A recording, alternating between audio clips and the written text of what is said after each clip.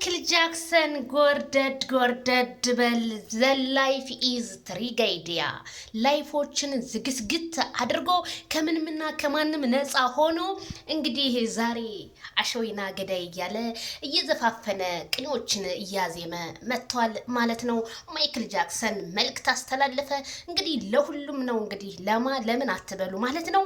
የዋህነቴ ብዙ መስዋዕት ቢያስከፍለኝም ብቸኝነቴ እረፍት አለው ብሏል ማለት ነው ማይክል። አዎ በነገራችን ላይ ብቸኝነት በቃ ይሁን እንዴት ነው ብቸኝነት ጥሩ ነው። ብዙ ነገር ታዳምጣለህ፣ ቁጭ ብለህ ቆመ ብዙ ነገሮችን ታዳምጣለህ እና ሪላክስ ታደርጋለህ። እውነት ነው ማይክልዬ። አዎ ሩታም ሄደሻል፣ ሄርሜላም ሄደሻል። እንግዲህ ማይክል ጃክሰን ወዴት ሊሄድ እያለ ነው እንግዲህ ወደ አውሮፓ።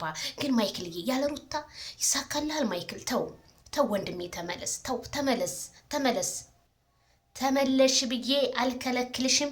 እየመጣሽኝ ናፍቆቱን አልችልም በላት ሩታን ማለት ነው። አዎ ማይክል አይዞኝ ተናገርና ይውጣልህ ወንድሜ። አንተ እኮ ስለማትናገር እኮ ነው እንደዚህ እየተጎዳህ ያለኸው። ለማይሆን ግን የዘፈነው መቼም ለሩታ ነው፣ ለሄርሜላ መቼም አይሆንም።